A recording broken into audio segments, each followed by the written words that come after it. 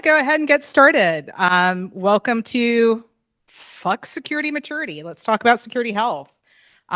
Before I get into that too much, I'll let you know who I am. I am Carlota Sage. I am the founder and CEO of Pocket CISO. I'm a virtual CISO service, basically. So when a company is big, they hire a full-time CISO to grow their security team and set their security strategy. Companies need that strategy smaller and smaller and smaller. So I specifically work with several companies that are under 300 people, 300 employee organizations. One of my current clients are two founders. I've got a 50-person Series A startup. I've got a 200-person data center. So any organization that feels like they need security strategy and they're not ready to build a security team, they will come to someone like myself, or they'll engage a managed security service provider. And often I recommend that the vCISO service not come through the MSSP because there's a little bit of conflict of interest there. Anyway, so that is what I do. My history, I had 18-ish years of experience in IT operations, high-tech support operations. I took a 6-week contract with a little company called FireEye. There were about 300 people at the time. Within 8 months, they were 1,100 people, and I was the enterprise architect, more or less. I also helped them kick off their program management office. And then eventually, I was the person on the IT team who managed the content management system platform and the communities platform. And the marketing guy that they hired to do the communities was neither technical nor particularly interested in security, and I kept getting a lot of questions because the support engineers wouldn't get out there anymore. And so eventually I just took over FireEye Mandiant's communities, where I set the strategy for 3 years. So that is how I ended up in security. From there, when I decided after 5 years that this was a lot of fun, but I was ready to do my own thing, I started my own company. Sadly for me, my mother was diagnosed with terminal cancer. I took a year off. Best decision I ever made, spent that time with family. Do not regret it. If you ever just want to walk away from the world for a year, it's okay. You're allowed to do that. So after that, I started consulting. I was doing more part-time chief technology officer or chief product officer type work. I had a client where I kept flagging major security issues that were really simple to solve. And they finally asked if I'd be their part-time CISO. So I switched gears. That's how I ended up being a virtual CISO. I worked for a lot of big companies. More importantly, and one of the things I like to highlight about myself, I dropped out of Auburn University. I went to a community college many years later. I graduated from NC State with a bachelor's in textile chemistry, which has nothing to do with cybersecurity, right? And eventually, because I was very good at information and architecture, I got my master's in information and knowledge strategy at Columbia. So what I like to remind hiring managers of is the Carlota who dropped out of Auburn University is just as capable as the Carlota who graduated with master's from Columbia. I was just a lot cheaper back then. So don't pass people over just because they don't have a degree. So, but you're not here to hear about me. You want to know why I hate saying security maturity. And I'm going to start you out with a little story about my time at Netflix before I got into security. If you've ever been to help.netflix.com, I designed, architected, and drove the development of that help center. And when we launched it in Spanish, I got on the call. This is pre-Zoom. We were all at a table around a speakerphone, and I very excitedly said, "Hey guys, Knowledge Base Help Center is out in Spanish now. You guys have been asking for this for months. I've got 110 call agents on the line, super excited to tell them this." And you could hear a pin drop. There was no response whatsoever. And I thought, okay, hello, am I still connected? And I hear a, I was like, okay, do we still call our customers miembros in the help center? And I said, yes, we do, because that's what the interface says. We call our customers miembros. Is that a problem? And I hear nothing. And I'm thinking, there are 110 people on the phone and not one of them is willing to tell me what the problem is. And finally, the director of Latin America comes on and he says, we'll take this discussion offline. And the discussion that we took offline is that the word miembro in Spanish, like the word member in English, can mean the member of a group, a person who is affiliated with a group, or it can mean a particular appendage.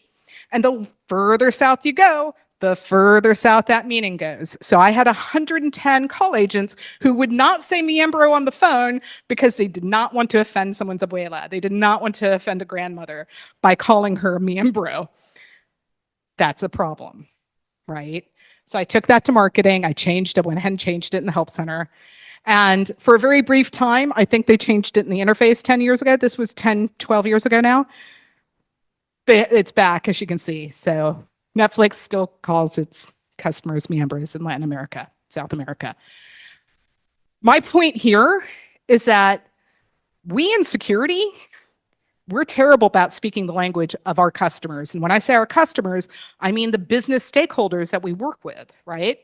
So when we talk about maturity and we throw this, NIST maturity tiers in front of a customer, an internal customer, a business executive, and we go, oh, well, we're here and we need to be there. And they look at this and their eyes glaze over because this is meaningless to them.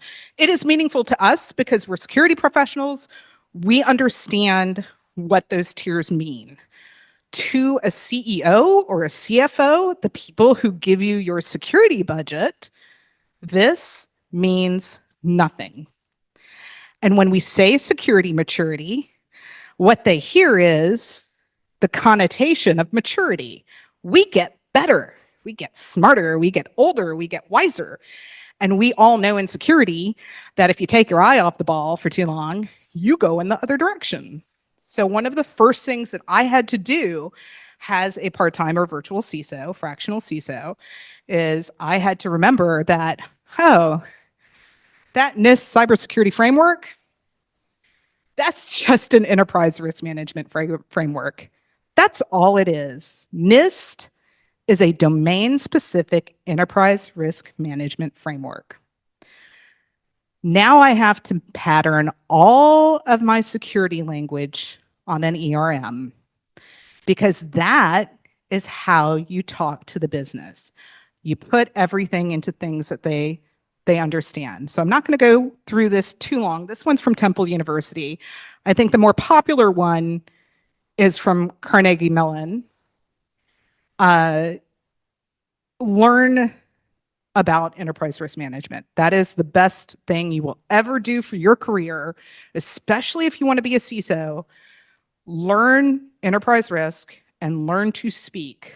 Move all of your security stuff into enterprise speak, unfortunately, even for a small business. So I'm not going to go through too many of these slides. I'm going to drop this as a PDF in the Slack channel after, so don't stress about this. But one of the things that you really want to understand is that every portion of that NIST cybersecurity framework in some way patterns back to enterprise risk management. Carnegie Mellon also has this Forte process, which is really, those steps should look really familiar to anyone who's ever done any kind of security assessment, right? Again, not really my focus here because I've done a lot of this work for you already. I put together, when I talked to my clients, I realized that maturity was the wrong word. And so I started using health because the analogy is I can choose to eat a candy bar, a protein bar, or a chicken Caesar salad every day at lunch.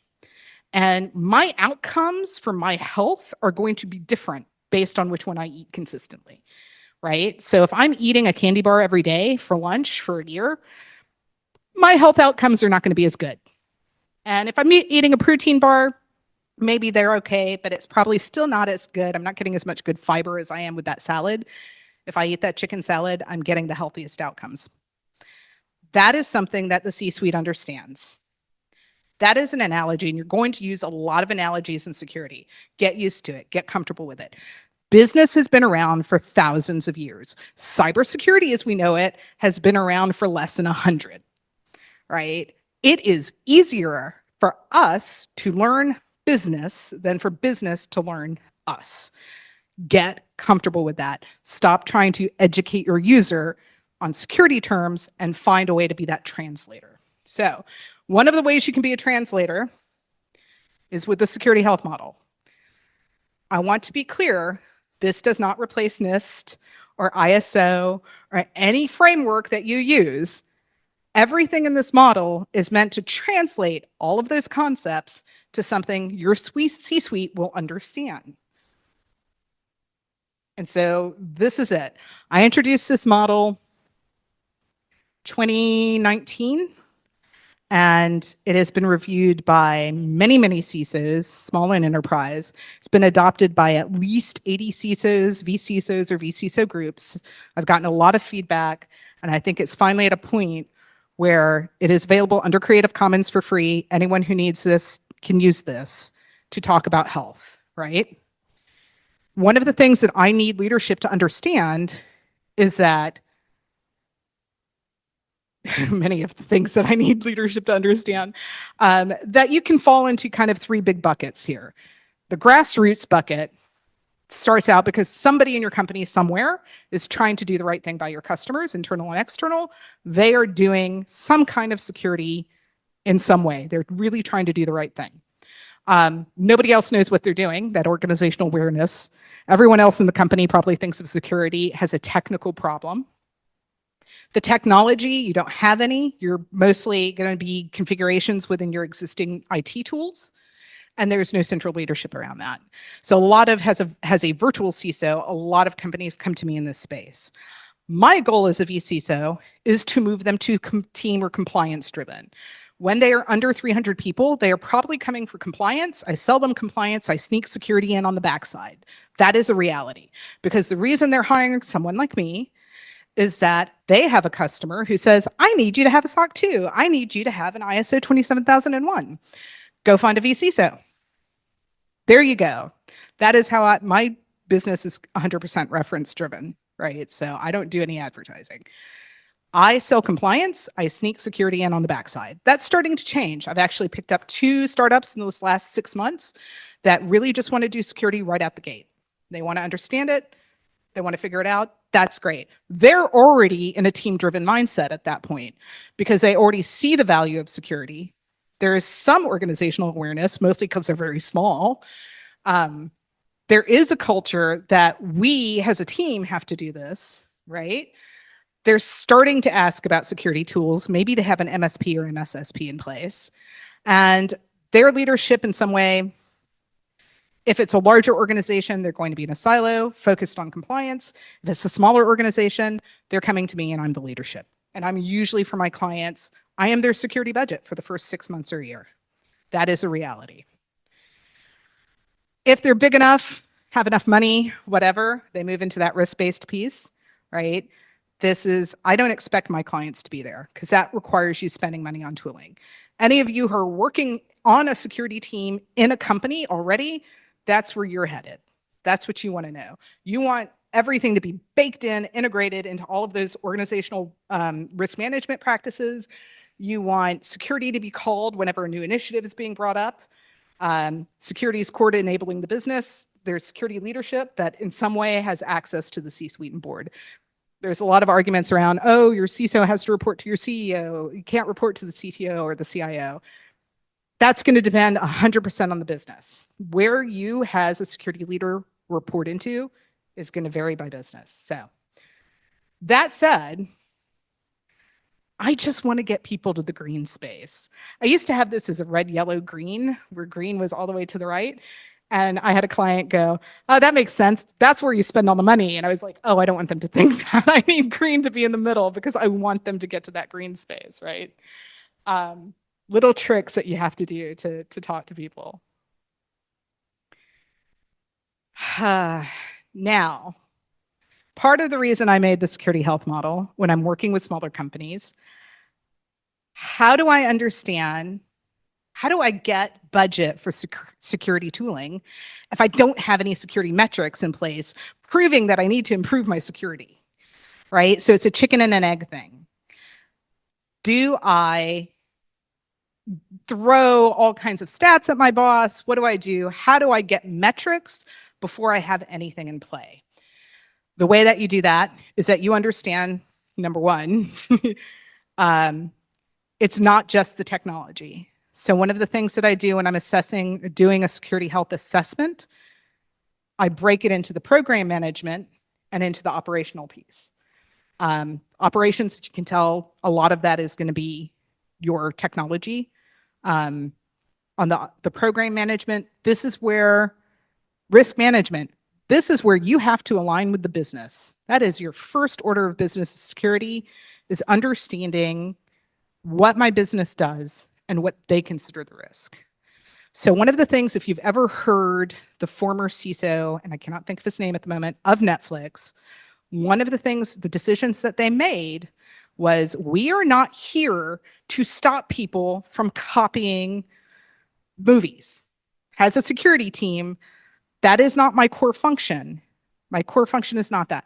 My core function is to ensure that the streaming is as available as possible and that we are as secure as possible within our environments.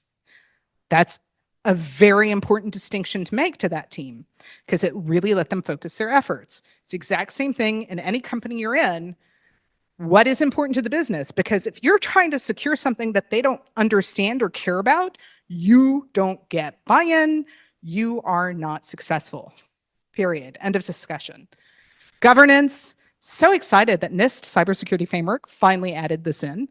Governance is the rules and regulations that you operate under. Now, those may be federal rules. Those CCPA here in California, a state law, you have to operate underneath that, given certain criteria. Those could be industry frameworks or expectations. So ISO 27001 is not required by law anywhere, but certain industries do expect you to have it. And if you're smart, it's a really good way to go. It may be customer expectations. Like I said, all of my clients are originally coming to me usually going, how do I get a SOC 2? Governance is anything under which you have to operate those expectations. Privacy, how do I protect my employee data, my customer data? Compliance and audit. You hear all the time, security does not equal compliance, compliance does not equal security. And for a very large company that can throw a lot of money at things, that is very true. For very small companies, compliance is security. I'm sorry, it is. That is a reality. And that's not a bad thing. It's a starting point.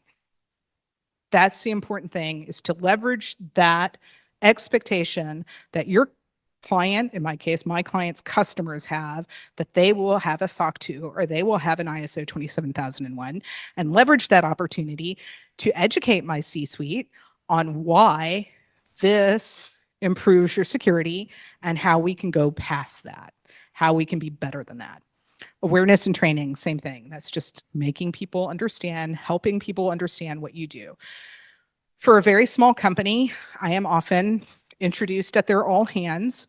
And one of the things, again, an analogy, a thing that I tell customers in their all hands, I say, security is a relay race and we all have to run it to win it. So the C-suite sets it up. They take that baton, they give us money, they hand that to IT, IT implements, or, security teams if you're larger. My companies are not that large. They hand it to IT. IT implements technology. IT hands that baton to you, the user, with the expectation that you will use the technology well. That is helpful. When you present it to that way, people understand I am a part of the security process. And I know I have done my job well as a vCISO. When marketing calls me up and says, hey, we're thinking about buying this tool. Could you take a look at us and tell us if it's okay? Right? I'm hearing about their tools before IT is hearing about their tools, because they want to make sure that this is something that their environment will consider secure, that their IT team will consider secure before they even ask the IT team to buy it. That's a huge win for me. If you can get there, you're doing a great job. Talent care and growth. We heard a lot today about burnout and vulnerability and bringing your whole self to work. That is so critical to having a good security program. Not just that your security people are feeling not burnt out, feeling utilized well, feeling like they're stretched and challenged in good ways. It's important for your entire company because you don't get insider threat when people are happy, and you don't get insider threat. I mean, there's always going to be a little bit of insider threat. You don't get it if they're invested in making sure that the company is as secure and successful as possible. So communication strategy, same thing. Having a good communication strategy is really critical, both internally and externally. So when I go through and assess security health, I'm going to run through like 4 slides really fast. Don't worry about it. I'm going to drop this into the Slack channel after this talk. That tells you what I'm looking for. I don't have a full assessment for you today. I'll be publishing that in the next couple of weeks, but they're the kinds of questions you can go through, ISO 27001, CIS 18, and prioritize the kinds of questions you need to be asking for a health assessment. So operations side, all of those pieces. Your management does not care how many vulnerabilities are out there. They don't care how many times people have tried to breach your networks. They don't care that your passwords are out there on the dark web. They really don't care. They just want to understand, am I doing okay or not okay? Right? All right. So I know I'm kind of jumping around here. I'm going to pause for a second. Are there any questions yet? Feeling good about this? Is this what you expected? Probably not. I don't know. Okay. Okay, good. Okay. Okay. Oh, too late. We have a microphone. So I was just getting some feedback from the audience to make sure that what I'm talking about is resonating or in some way meaningful to you. And she was saying, yes, I wanted the big picture. I wanted to understand how all of this maps. So I feel like I kind of jump around a little bit. We'll settle down in just a second. When I'm assessing security health, there is a temptation, if you have a questionnaire, if you put a questionnaire together, there is a temptation to just send it to somebody and get the answers back and then plug the numbers in. I don't do that. I make people sit down and talk to me, because what I find is that if I ask them, let's talk about identity management. What are you using? How many identities are you managing? Blah, blah, blah, blah, blah. As they start talking about things, you'll see them hesitate in certain areas. And it's like, okay, there's something I need to dig into there. They're wondering if they should tell me something. And I definitely want to ask that question. So when you're doing these assessments at this kind of lower, smaller company, or if you're a larger company at that big picture level, being able to look somebody in the eye, even over Zoom, and talk to them will give you so much more information than just sending them a questionnaire. So when I'm doing this, I'm going to breeze through from a high level. These are not, again, don't worry about taking pictures. I want people to understand overall what I'm looking for. So when I'm talking about risk management, governance, privacy, all of these pieces, there are things that I am looking for that we just talked about that I will have to, as a security practitioner, map IT and security back into this and then onto leadership, right? I've already talked about most of this, I think. So I'm just going to skip through this piece and I'm going to get straight to the actual taking of metrics. I'll give you a second. Go ahead. Go ahead and take pictures if it's helpful. I will drop this in the Slack channel. Don't worry. But yeah, these are how you talk about, like, your CEO doesn't know what threat modeling and intelligence means. They don't even know what attack surface, right? I have to explain what attack surface is. I should probably update that to something more businessy, to just say, understanding how attackers will target your organization, right? So even now, as I'm giving this, I'm figuring out that I need to fix things, right? This is so important. Threat modeling, vulnerability management, incident response. We know the importance of those as security professionals. Communicating that to C-suite gets very, very interesting very fast. So when you're going through, and like I said, I don't have the actual questions for you today, but I will drop those in the Slack channel as soon as I've got them finalized.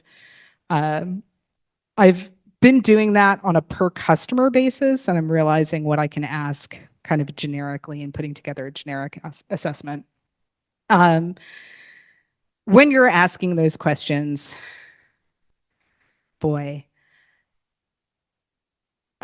I don't even know where to begin sometimes. Getting that information and making it something that you can bring to your C-suite is tough. So what I did is I took that health model and I put it on a 1 to 5 scale, 1 being, and I'll show you the legend in a moment, actually. I'll just go ahead and show you the legend. 1 being, we can do this. I don't say we can't do it, because you can. Pretty much anything in security you can do, you just aren't usually. If they're doing it and they're doing it well enough, it should be repeatable, right? If it's repeatable and it's documented, now you're talking. That's where I want to get a small business. I want to get them to, we do it consistently, and we have that documented, and we keep the documentation up to date. I don't say that here, but that's basically what it is. That is where I need to get a 300-person organization that is not well funded by VC or investor money.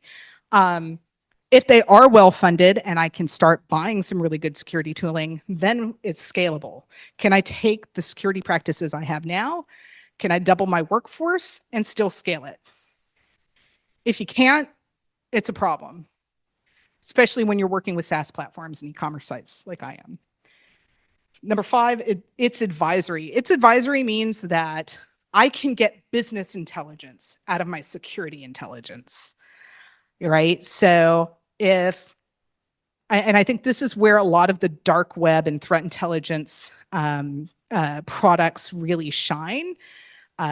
You don't need that product until you're a certain level, right? I can see from my threat intelligence vendor that there is a huge number of my employee passwords out there on the dark web. That means I have a problem that I need to solve internally, right? There's a business process somewhere or technology that is broken. So it's actually advising you on your business practices. It may advise you on, sometimes threat intelligence is, hey, there's been a huge uptick in chatter on Twitter about you, right? That's intelligence. That intelligence becomes advisory. So I don't expect a small company to be at a 5 unless they are a security company. I have been a vCISO for like a 50-person security startup. They had enough investor money that I could get them to 5. Most companies are not that way. So what size company are you with? Okay. All right. So 175 to under 200. How about you?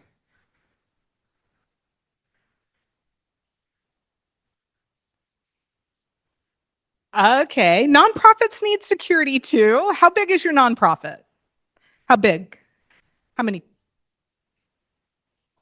Okay.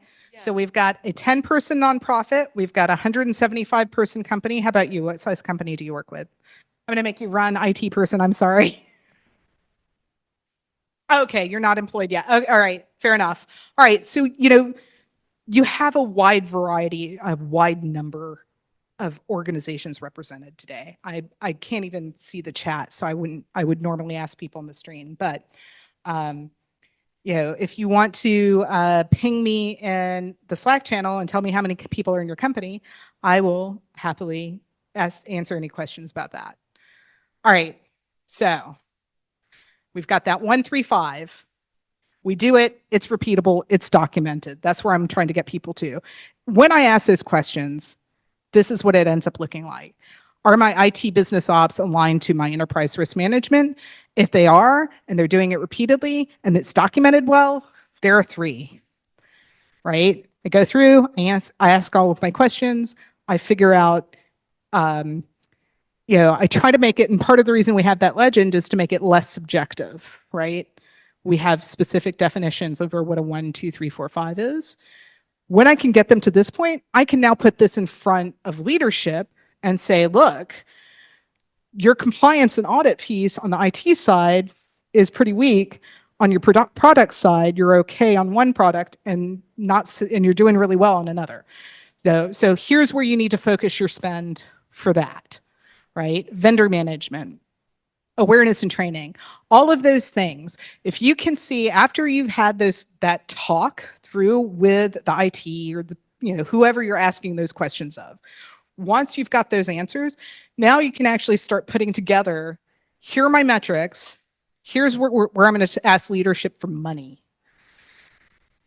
Because if you can't show them what you're doing in a way that's meaningful to them, they aren't going to fund anything, right? So if I can say, look, for compliance and audit, we need to invest a little bit more so that we can get the SOC 2. That's a $30,000 audit. Our clients are already asking for it. I think this is really, I'm going to give you guys a really important tip. If you can tie security to sales in any way, you will get funding, right? Because every company knows exactly how much money it takes to acquire a new customer. Every company knows how much money it takes to retain an existing customer. If they don't know that, they're probably not doing that great at their business. They could probably be doing a lot better. But it is always cheaper to retain an existing customer than to acquire a new one. So if you can get security, as a CISO, meet with the customers, right? And get the customers to say, security is a deciding factor in my purchasing your product and retaining your product, then you can tie your security program to sales success and you can ask for more funding. That is a really quick and simple win. So when you're going through this and you're putting these metrics in front of your leadership and you're having this talk about, look, we spend $2 per month per employee for Ningio. We can take those ones and twos under awareness and training and make them a 3 within the next 60 days. Now you've got their attention because now you've put a number on something and now you've given them a time frame. And now you've said, here's where we are and here's where we can go in 60 days. That is such an easier conversation to have with leadership than, hey, I need $100,000 to secure stuff. Okay, how are you going to spend that?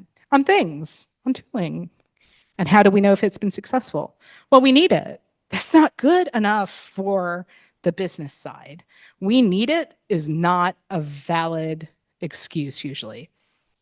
Unless they've just had a breach. Then you usually get a much more open pocketbook. But ideally, we are good at enough at our jobs that we can actually get those conversations going and prevent that breach, right? Sure. Here, hang on. Where do you see, is there a trend in terms of health gaps in these areas? Question number one. And then question number two is the sense of urgency, because most organizations have a failed pen test or they're being attacked or, vulnerabilities. Right. So that's a great question. All right. So do I see trends on health? Not really. I really don't. Number one, I'm not operating at a large scale. I used to work for a larger vCISO company that had about 36 clients. I just don't have that level of data.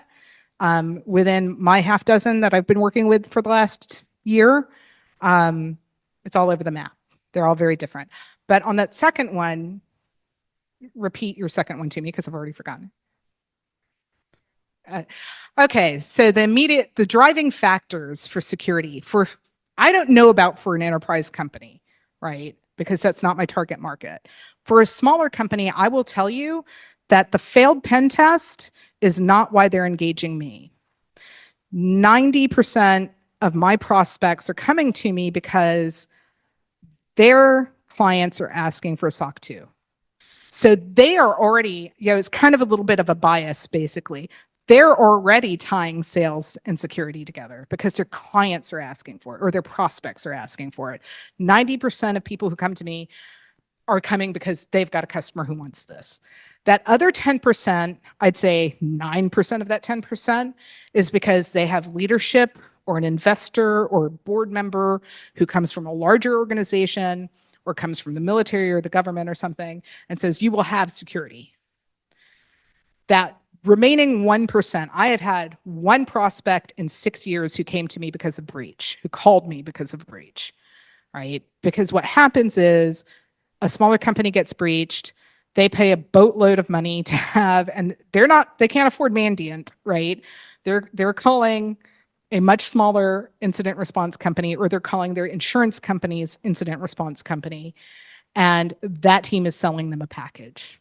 So I'm not seeing them as prospects. They're feeling the pain in a different way, and they're going with whoever their incident response responder for that breach is recommending, almost always, right? They're just, at that point, they're just writing checks. But that's a really good question. I think virtual CISO work, we're still very biased because you have to want a certain level of security to even pay for one of us. So there's a whole lot of companies out there that aren't even trying yet, right? So I want to help them. I'll figure out a way someday. I know I'm very smart. I can do it. But for right now, I'm still serving the people who know they need me. Oh, boy, I went really quick. So that's really it. Like, I can give my entire security program overview to my client's board or investor or their C-suite in those 2 slides. And if you can do that, because if you're talking to a board as a security person, you have 5 minutes to convince them to give you money.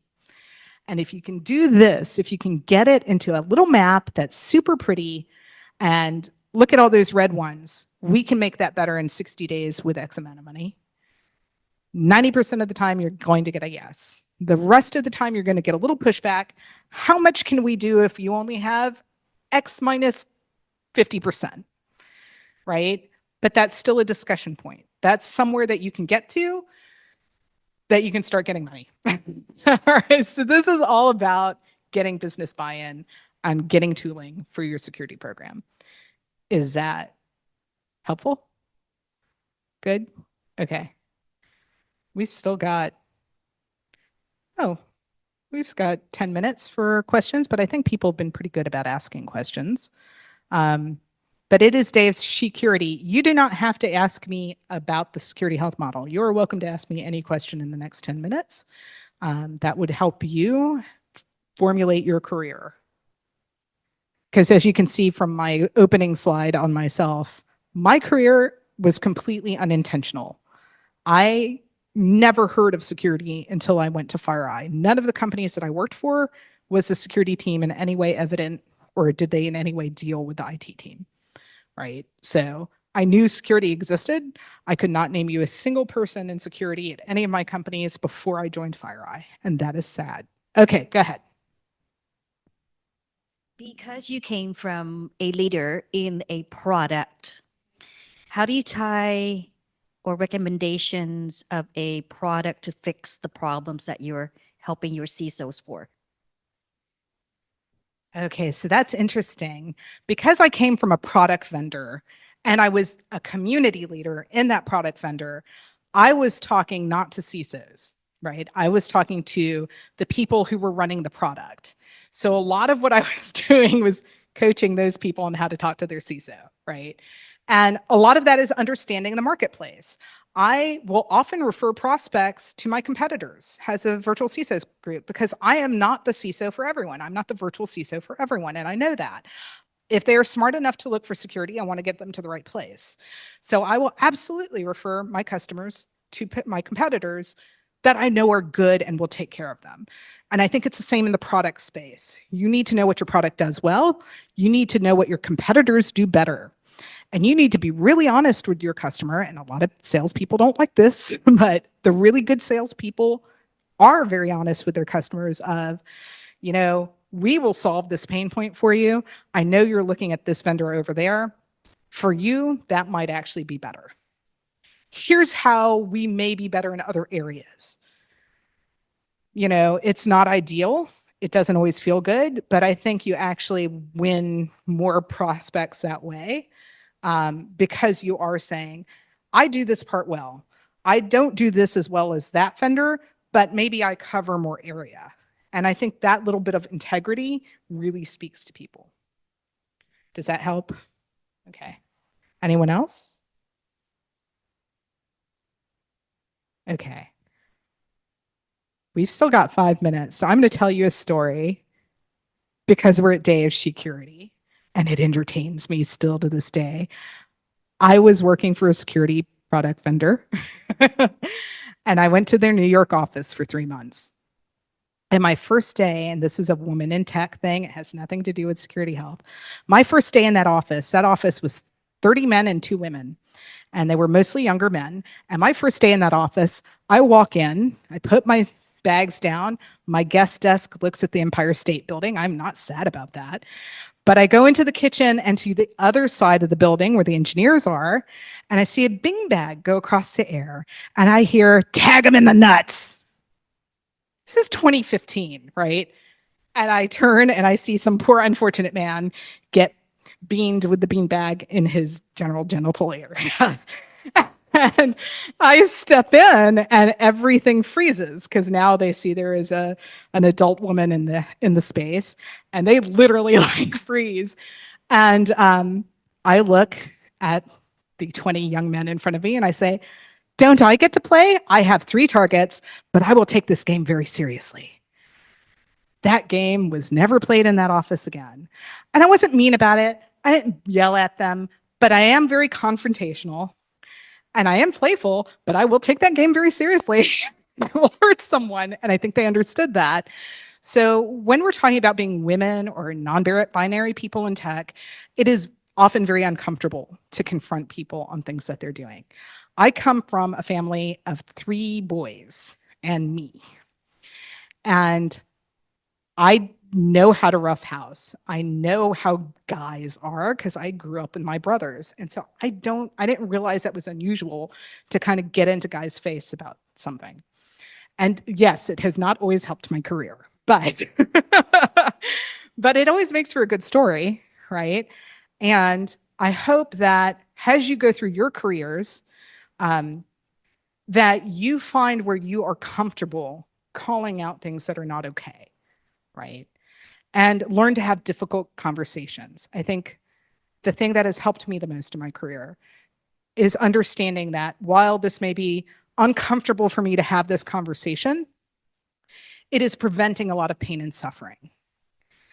So as you go forth in career, it does push you out of your comfort zone sometimes. Confront things that you know are not okay, and be ready to have those difficult conversations. Those are my 2 biggest pieces of advice to anyone: male, women, men, women, non-binary.